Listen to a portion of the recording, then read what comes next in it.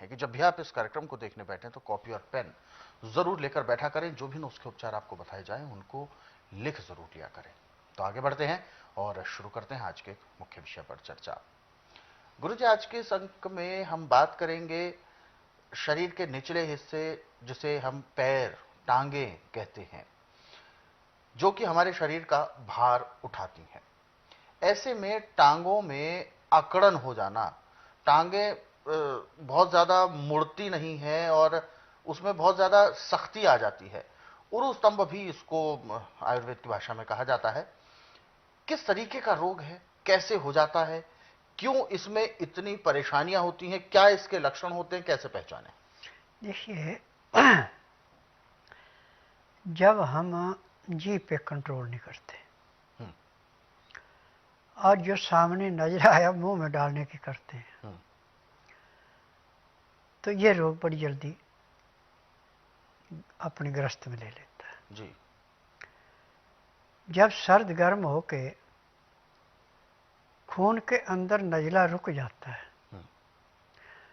तो घुटनों में और घुटनों से नीचे इसका बहुत बुरा प्रभाव पड़ता है। अच्छा। जैसे लकड़ी सूख के अकड़ जाती है, मुड़ती नहीं, ऐसे फिर टांगों पे एक होता है। और ना तो आप फिर खड़े हो सकते हैं ढंग से, न बैठ सकते हैं, न चल फिर सकते हैं, वजन भी नहीं ले पाते हैं। बिल्कुल। अब इसमें पूरे संसार के अंदर जो दवाइयाँ हैं, हम इनमें डॉक्टरों को दोष नहीं दे सकते।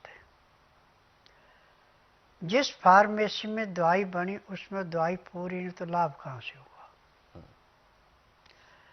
परंतु स्वास्थ्य विचार एकमात्र आश्रम ऐसा है कि ना तो रोगी से पूछा जाता तकलीफ क्या है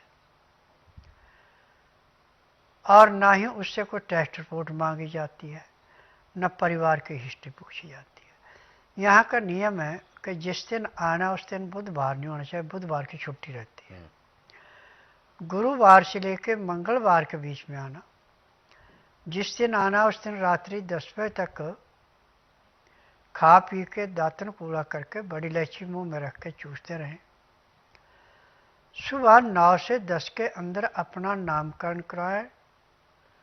10 से 12 में नाड़ी परीक्षण करता हूँ। नाड़ी परीक्षण में पैर के तलुए से सिर के बाल तक की MRI, CT scan, X-ray, ultrasound, ECG, sonography, सब कुछ 5 सेकंड में हो जाते हैं। फिर उसमें जो भी कमी शरीर के अंदर पाई जाती है दवाइयाँ दी जाती हैं। दवाइयाँ खाने की हैं, दवाइयाँ पीने की हैं, मालिश करने के तेल हैं, आँख में, नाक में, कान में डालने की दवाइयाँ हैं।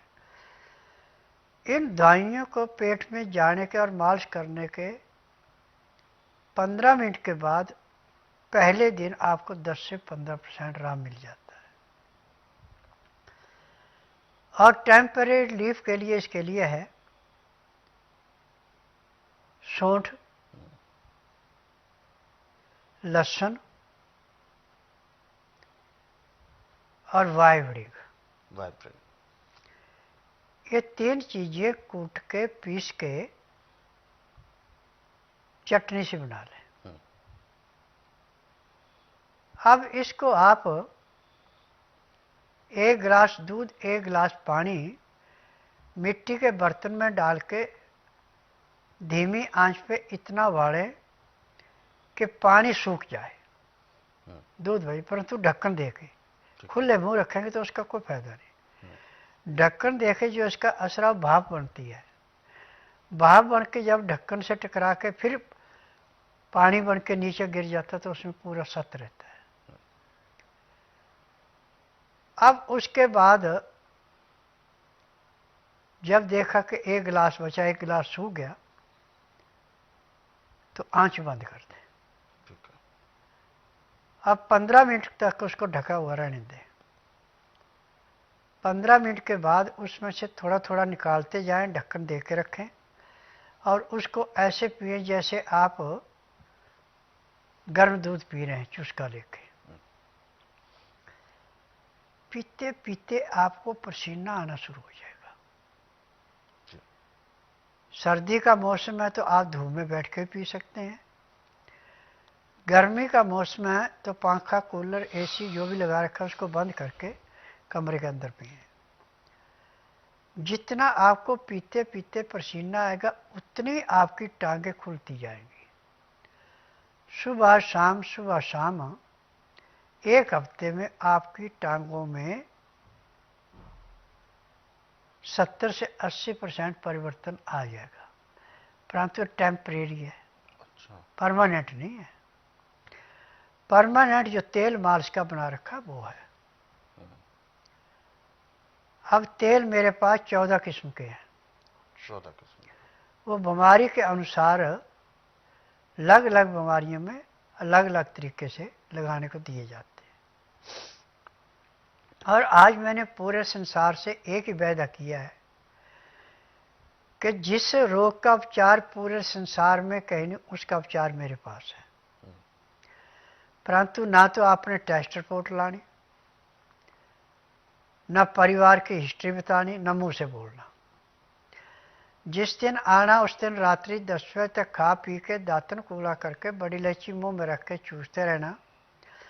सुबह 9 से 10 के अंदर अपना नामकरण कराना। 10 से 12 में नाड़ी परीक्षण करता हूँ। नाड़ी परीक्षण में पैर के तलुए से सिर के बाल तक की MRI, CT scan, X-ray, ultrasound, ECG, sonography सब कुछ 5 सेकंड में हो जाती है। फिर उसके बाद दवाइयाँ खाने की हैं, दवाइयाँ पीने की हैं, मालिश करने का तेल है, आँख में, नाक में, कान में डालने की दवाइयाँ, दांत मंजना, यानी इसमें केमिकल कोई नहीं चलता, सब जड़ी बूटियाँ चलती हैं। और मेरी दवाइयाँ रजिस्टर्ड है, पेटेंट है, इनका साइड इफेक्ट कोई नहीं है। और मेरी अपनी फार्मेसी दवाइयाँ बनाने में मैं किसी की बनी बनाई दवाइयाँ नहीं बेचता।